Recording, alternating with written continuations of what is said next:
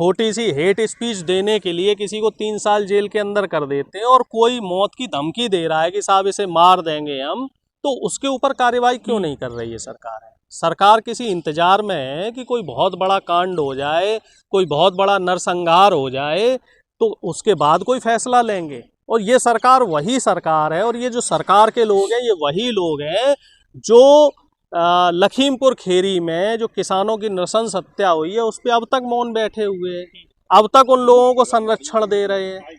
तो अब ये लोग जो विरोध करेगा, जो इस मनवादी व्यवस्था का भी विरोध करेगा और जो संविधान के खिलाफ खड़े हुए हैं, तो उन लोगों के खिलाफ जो जाए, जो संविधान को बचाने के लिए।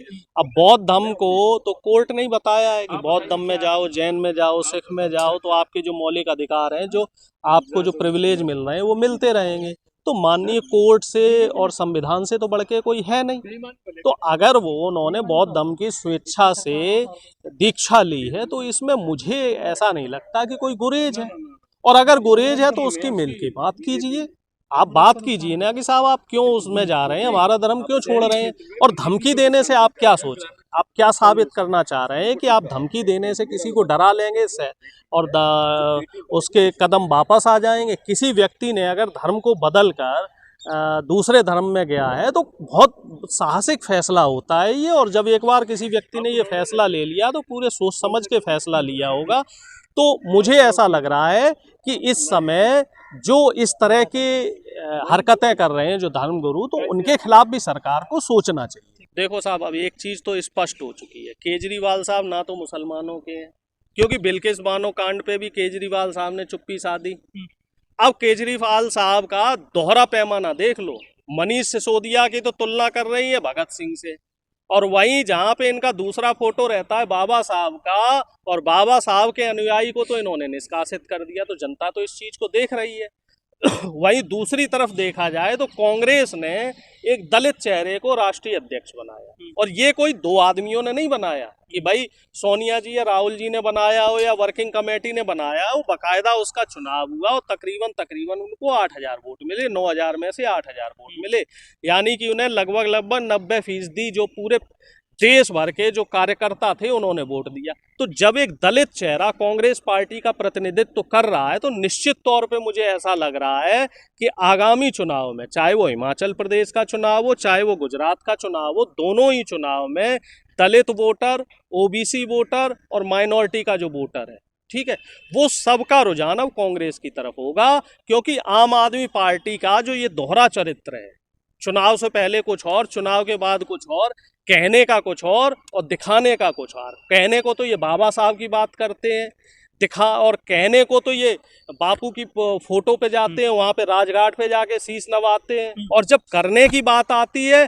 तो करते क्या है, ये भी मनवाद फैला रहे हैं। ये किसी से छुपा थोड़ा ही है। एक तरफ आप मनीष सिसोदिया को तो आप नेशनल हीरो बना रहे हैं, और राजेंद्र पाल गौतम जी को आपने क्या बना रखा है। भाई राजेंद्र पाल गौतम जी ने क्या गुनाह किया? वो बहुजनों की आवाज उठा रहे थे, उनके साथ शोषण हो रहा था, उनको समाज में सम्मान नहीं मिल रहा था, तो उनके हक की आवाज उठा रहे थे। और जबकि वो आपके एजेंडे में था कि हम साहब बाबा साहब के संविधान के अनुरूप चलेंगे। तो ये तो साफ तौर पे आप संविधान का उल्लंघन कर रहे हैं, बाबा साहब की अनदेखी कर रहे हैं, बाबा साहब का अपमान कर रहे हैं, संविधान का अपमान कर रहे हैं और इस देश का अपमान कर रहे हैं। तो देश की जो जनता है, जो 85% जनता है, वो इन चीज़ों को अब पूरी तरीके से समझ चुकी है। पहले थोड़ा सा इनके मन में डाउट था कि हो सकता है केजरीवाल जी सच में देशभक्त हो, लेकिन अब समझ में आ गया है कि केजरीवाल जी सिर्फ और सिर्फ कुर्सी भक्त है। देखिए, बेईमान दोनों ही हैं।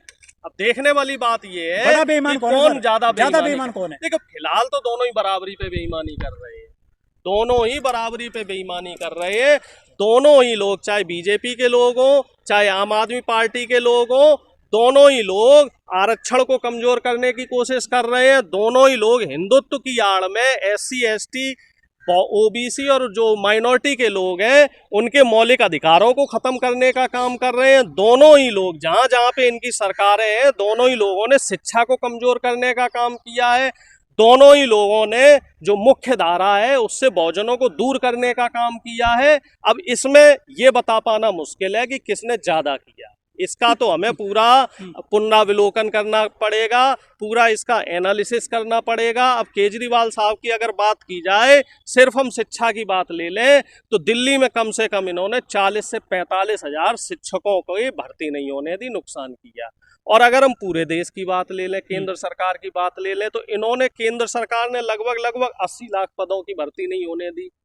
अगर हम सिर्फ केंद्र सरकार के अधीन जो यूनिवर्सिटी कॉलेज हैं उनकी हम बात करें तो उन्होंने SC ST और OBC के तकरीबन 35 से 40 हजार प्रोफेसरों की भर्ती नहीं होने दी और उसके अगेंस्ट जनरल कोटा जनरेट कर दिया। ऐसा होता है कि इंटरव्यू में अगर आप आरक्षित पद के कैंडिडेट को 3 बार रिजेक्ट कर दो, क्योंकि इंटरव्यू में कैंडिडेट को सेलेक्ट करना या ना करना वो होता है पैनल के ऊपर। और पैनल में कौन बैठते हैं? इस पिछले 8-9 साल से पैनल में सारे RSS के लोग बैठ रहे हैं। और ये लोग क्या करते हैं, ये लोग स्लो पॉइजन की तरह धीरे धीरे जितनी भी आरक्षित पद हैं उन सारे आरक्षित पदों में बहुजनों की एंट्री इन्होंने बंद कर दी। ये कह रहे हैं साहब इंटरव्यू ये क्वालिफाई नहीं कर पाया। अब एक नया सिगूफा चल रहा है। मेरे कई मित्र दिल्ली यूनिवर्सिटी में पढ़ाते हैं, एडॉक पे पढ़ा रहे हैं। दिल्ली यूनिवर्सिटी में कोई परमानेंट वैकेंसी तो बीजेपी निकाल नहीं रही है। अब वहाँ क्या हो रहा है, वहाँ RSS का सर्टिफिकेट मांगा जा रहा है। साहब अगर आपने RSS की शाखा ज्वाइन की है तब तो वो आपको एडॉक पे रखेंगे, और अगर आप RSS की शाखा से नहीं जुड़े हुए हैं तो आपका एडॉक रिन्यू नहीं कर रहे हैं। तकरीबन 50% लोग उसमें से रिजेक्ट हो रहे हैं, बेरोजगार हो रहे हैं। यदि इस शाखा में चले जाते हैं, किसी को नौकरी मिल रही है RSS की शाखा में जाने से, दिक्कत क्या फिर? देखो साहब, बात दिक्कत ये नहीं है कि आप कहाँ जा रहे हैं या नहीं जा रहे हैं। दिक्कत ये है कि हमारे देश में संविधान रहेगा कि नहीं रहेगा। संविधान के तहत हर व्यक्ति को अपनी अभिव्यक्ति की आज़ादी होनी चाहिए।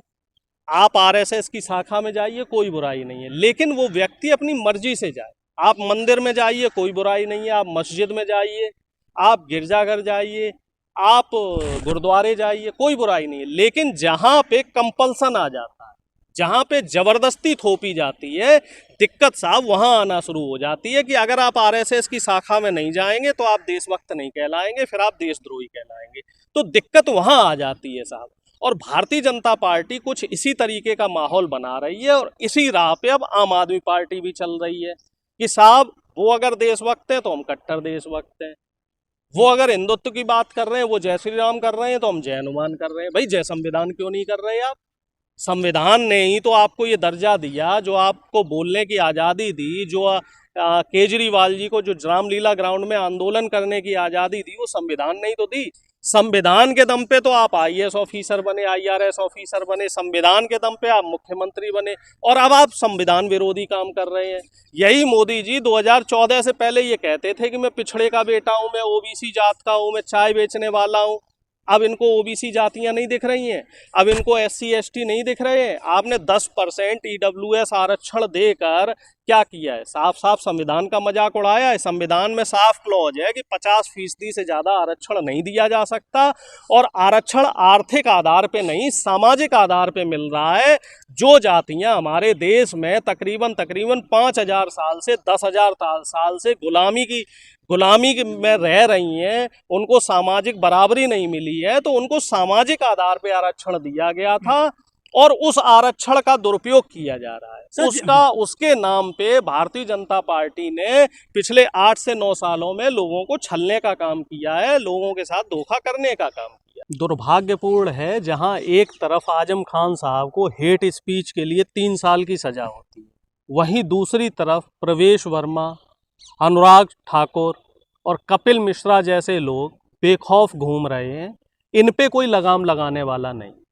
ये साफ साफ एक क्लियर मैसेज है कि अगर आप सत्ता में हैं तो आप निरंकुश हैं, आप कुछ भी बोल सकते हैं, और अगर आप सत्ता में नहीं हैं तो आपको बेबुनियाद भी परेशान किया जा सकता है। और आजम खान साहब, मुझे ऐसा लग रहा है इस जो इनका जो आगे सीढ़ियां हैं तो वो सीढ़ी का पहला पायदान है। अभी मुझे ऐसा लग रहा है कि जितने भी विपक्ष में मजबूत लोग हैं तो उन सबको इसी तरीके से मौजूदा केंद्र सरकार परेशान करेगी, प्रताड़ित करेगी, और जो इसमें झुक जाएगा, लालू यादव जी के साथ भी आप देखिए, उनको भी जेल हुई थी, लेकिन वो नहीं झुके तो फाइनली सरकार को घुटने टेकने पड़े। और बिहार की स्थिति आप देख लो, बिहार की पूरी जनता उनके साथ है और बिहार में सत्ता परिवर्तन हो चुका है। तो ये मौजूदा समय ऐसा है जो विपक्ष के नेता हैं उनके लिए बड़ा, कहते हैं ना, एक कड़ी परीक्षा वाला समय है।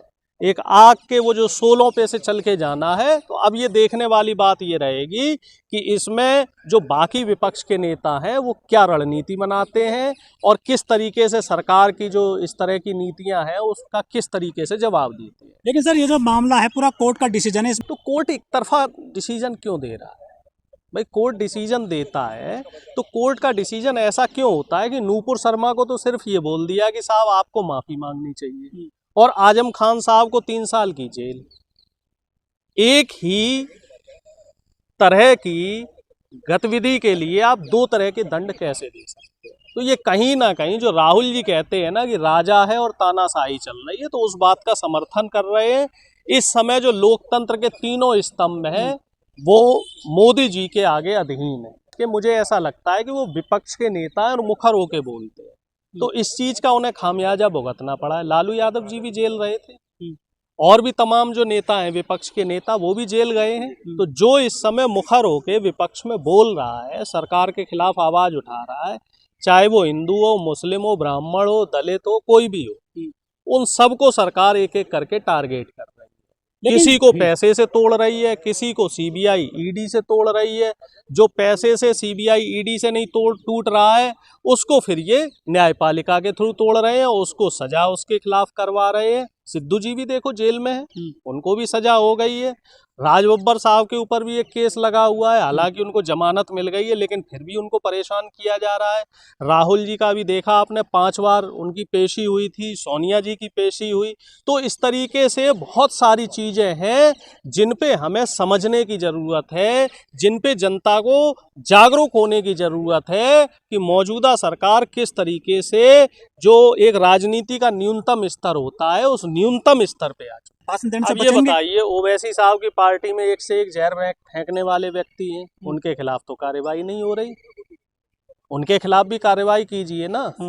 और एक से एक महामंडलेश्वर हैं, एक से एक धर्मगुरु हैं जो कहते हैं कि हिंदुओं को तो अब तलवार उठा लेनी चाहिए, हिंदुओं को फरसे उठा लेने चाहिए, हिंदुओं को जो है बंदूकें उठा लेनी चाहिए, कत्लेआम मचा देना चाहिए। उनके खिलाफ तो कोई कार्रवाई नहीं हो रही। साफ तौर पे ये संकेत है कि अगर आपको सरकार का समर्थन है, ठीक है, वो एक कहावत है ना साहब, जब सैया बहु कुतवाल तो डर काहे को। तो आपके सैया कुतवाल हैं, मोदी जी इस समय प्रधानमंत्री हैं, योगी जी इस समय मुख्यमंत्री हैं। तो इनकी शरण में जो लोग हैं, चाहे वो किसी भी जाति के हो, किसी भी धर्म के हो, भाई शहजाद पूनावाला भी तो बीजेपी की तरफ से बोल रहा है, उसके खिलाफ कोई सजा कुछ होता है उसके खिलाफ? तमाम ऐसे जो हैं मुस्लिम लोग हैं जो बीजेपी का पक्ष लेके बोलते हैं, कई मुस्लिम धर्मगुरु भी बीजेपी का पक्ष लेके बोल रहे हैं और कई हिंदू धर्मगुरु हैं वो भी बीजेपी के विपक्ष में बोल रहे हैं। तो जो विपक्ष में बोल रहा है, अभी देखो मध्य प्रदेश में 1-2 बाबा थे जो बीजेपी के विपक्ष में थे, उनके खिलाफ कई फर्जी केस लगा दिए गए। राम रहीम, जब वो चुनाव आता है तो राम रहीम पैरोल पे आ जाते हैं।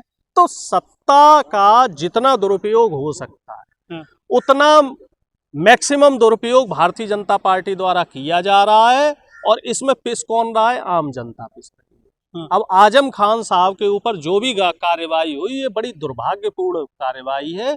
एक मुखर वक्ता है आजम खान साहब, सामाजिक न्याय के लिए उन्होंने बहुत संघर्ष किया है और पिछले 3-4 साल से उनके खिलाफ जो भी हो रहा है वो बहुत ही दुखद है और हमारी उनके साथ पूरी शोक संवेदनाएं हैं। हम हर तरीके से उनके साथ हैं और इस तरह की ज्यादतियां जिस भी नेता के साथ हो रही हैं, चाहे वो किसी भी पार्टी का, तो हम उसके साथ हैं हर तरीके से। और ये मुझे ऐसा लग रहा है लोकतंत्र को और देश को बचाने का एक संघर्ष है और इस संघर्ष में जितनी भी छोटी छोटी पार्टियां हैं, जो क्षेत्रीय दल हैं, तो इनको कांग्रेस पार्टी का सहयोग करना चाहिए। छोटी पार्टियों को अब जो होता है ना, जो पुरानी रंजिशें या कुछ और दिन में मलाल है, तो उन मलाल को भूलना चाहिए। देश को और संविधान को अगर हमें बचाना है, देश के आम जनों की अगर हमें रक्षा करनी है, उनके हितों को समझना है, गरीब, मजलूम, किसान, मजदूर, युवा, इनके हक के बारे में अगर हमें सोचना है, उनके लिए कुछ करना है, तो मुझे ऐसा लग रहा है कि इस समय कांग्रेस पार्टी को मजबूत करने की ज़रूरत है। एक जो अम्ब्रेला होता है उसके अंदर आने की ज़रूरत है। और एकजुट जब तक हम लोग नहीं होंगे तब तक हम ऐसी जो निरंकुश हो चुकी है ये सरकार, तो इसके खिलाफ हम कुछ नहीं कर पाएंगे।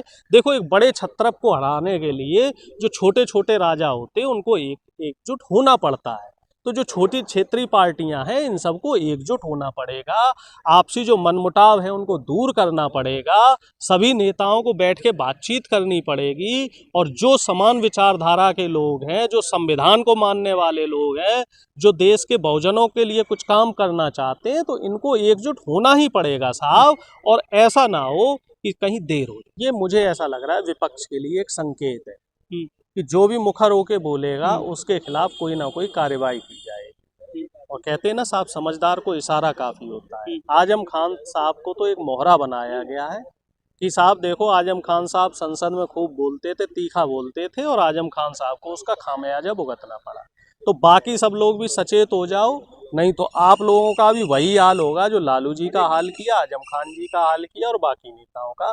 तो कुल मिला जुला के ये है कि संकट का दौर है, मतलब लोकतंत्र के लिए संकट का दौर है। और जो हमारा बोलने की जो हमें आज़ादी दी है संविधान ने, तो कहीं ना कहीं वो खतरे में है। पत्रकारिता भी, निर्भीक पत्रकारिता भी खतरे में है। जो मुखर होके वक्ता बोलते हैं तो उनकी जो मुखरता है, जो उनकी स्वतंत्रता है बोलने की, तो वो भी आज़ादी खतरे में।